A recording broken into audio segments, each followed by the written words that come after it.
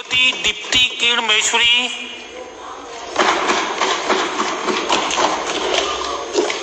आदरणीय सभापति महोदय, देवस्थान विभाग हिंदू मंदिरों पर राजकीय स्वामित्व का विभाग है। मंदिरों पर सरकारी नियंत्रण भारतीय संविधान की घोर अवहेलना है। हिंदू मंदिरों पर राजकीय स्वामित्व करके सेक्युलरिज्म की धज्जियां उड़ाई जा रही है। वर्ष 2014 में सुप्रीम कोर्ट ने तमिलनाडु के नटराज मंदिर प्रकरण में स्पष्ट रूप से कहा था कि सरकारों को मंदिर का नियंत्रण अपने हाथ में लेने का कोई कॉन्स्टिट्यूशनल राइट, संवैधानिक अधिकार नहीं है। जगन्नाथ मंदिर पुरी के प्रकरण में भी सुप्रीम कोर्ट ने कहा कि मंदिरों का प्रबंधन भक्तों के द्वारा होना चाहिए, ना कि सरकार के द्वारा। आदरणीय सभापति महोदय, प्रदेश में लगभग सभी प्रमुख मंदिरों पर स्टेट गवर्नमेंट ने अपना नियंत्रण कर लिया है, किंतु इन्होंने एक भी मस्जिद, चर्च अथवा गुरुद्वारे पर कोई नियंत्रण नहीं किया है। राज्य सरकार को सभी मंदिरों से अपना स्वामित्व, अपना नियंत्रण हटाना चाहिए या फिर सभी को इसके दायरे में लाना चाहिए। एक हाई लेवल कमेटी का गठन कर ऑल्टरनेटिव सिस्टम की जरूरत है, जहां पर इस समस्या का समाधान हो सके। माननीय सभापति महोदय, नादवारा में श्रीनाथ जी का एक विश्वविख्यात मंदिर है। मंदिर बोर्ड की आय लगभग 100 करोड़ रुपए से भी ज्यादा है। सत्र 6 में मैंने नादवारा मंदिर बोर्ड द्वारा दर्शनार्थियों की सुविधा में क्या क्या कार्य किए गए हैं, इसके संबंध में प्रश्न पूछा था। राज्य सरकार के उत्तर में बताया गया कि नया प्रवेश द्वार, रैंप बनाना, प्रवेश मार्ग को चौड़ा करना, टर्न स्टाइल मशीन स्थापना आदि कार्य किए गए। यह बताया गया कि ये सभी व्यवस्थाएं दानदाता वैष्णव, सभापति महोदय आप नोटिस करें कि दानदाता वैष्णव द्वारा दी गई है।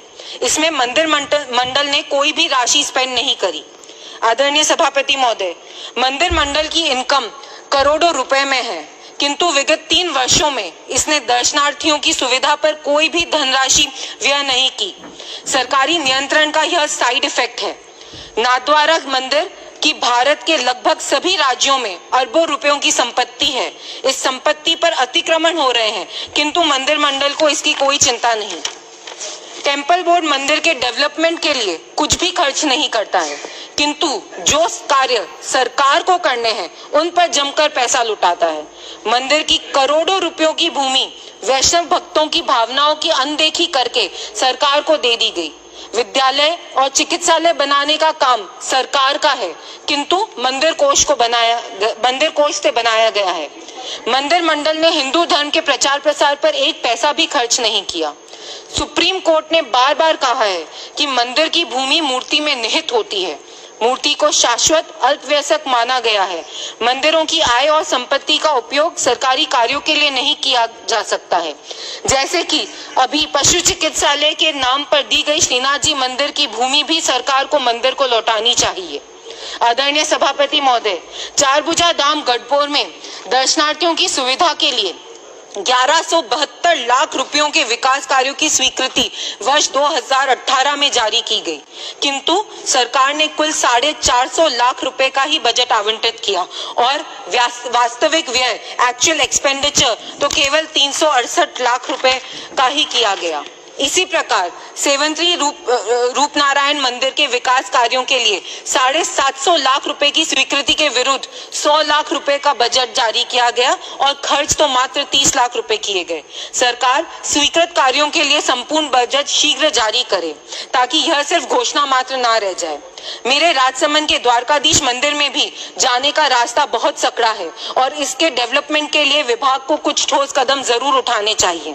आदरणीय सभापति महोदय, राजस्थान में, विशेषकर दक्षिणी राजस्थान में रिलीजियस कन्वर्जन, धर्मांतरण की एक गंभीर समस्या है। अप्रैल 4, 2019 में छपा हुआ ये आर्टिकल ये साफ साफ बताता है कि करीबन 447 इंसिडेंट्स अक्रॉस राजस्थान रिपोर्ट करे गए, जिसमें ये बताया गया है कि धर्मांतरण के केसेस उसमें दायर किए गए, लेकिन और ये तो सभापति महोदय मैं आपको बताना चाहूंगी कि सिर्फ वो इंसिडेंट्स है जो रिकॉर्ड किए गए हैं, ऐसे इसमें क्लियरली स्टेट किया गया है कि ऐसे कितने इंसिडेंट्स हैं जो डर के मारे, गांव के प्रेशर के मारे रिकॉर्ड नहीं करे जाते।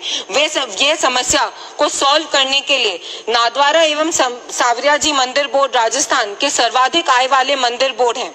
ये मंदिर मंडल दक्षिणी राजस्थान के आदिवासी अंचलों में अगर एक नए मंदिर का निर्माण करे और उन मंदिरों को सनातन धर्म के प्रचार प्रसार और धर्म शिक्षा के केंद्र की तरह संचालित करे तो इस समस्या का बड़ा समाधान हो सकता है। आदरणीय सभापति महोदय, मंदिरों के मैनेजमेंट में सरकारी अधिकारियों की कोई भूमिका नहीं होनी चाहिए। सुप्रीम कोर्ट ने जगन्नाथ मंदिर प्रकरण के बाद यह बात साफ-साफ कही थी। टेम्पल ट्रस्ट में जिला कलेक्टर और प्रशासनिक अधिकारियों को मंदिर की प्रबंध व्यवस्था से तुरंत हटाया जाना चाहिए। मंदिरों के सेवकों और पुजारियों को भी बहुत कम मानदेय दिया जा रहा है। राज्य सरकार मदरसा शिक्षकों को तो अच्छा मानदेय देती है, किंतु मंदिर के सेवकों और पुजारियों को मानदेय देने में अनदेखा करती है। अंशकालीन पुजारियों को 12,000 रुपए एवं पूर्णकालीन पुजारियों को 30,000 रुपए प्रति माह का वेतन दिया जाए। मंदिरों में भोग सामग्री के लिए मंदिरों के महत्व एवं छोटे बड़े आदि वर्ग अनुसार 500 रुपए प्रतिदिन से 1500 रुपए प्रतिदिन की धनराशि दी जाए। सभापति महोदय, हिंदू धर्म के तीर्थनगर रोजगार, व्यवसाय, पर्यटन एवं राजकीय राजस्व की दृष्टि से बहुत महत्वपूर्ण है।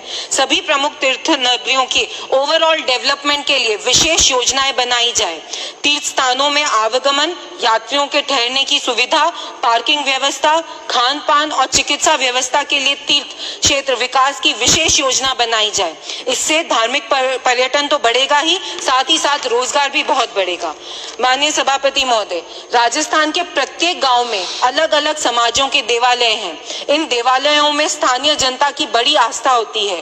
देवालयों के समीप सामुदायिक भवन बनाने की ग्रामवासियों की एक बड़ी मांग रहती है।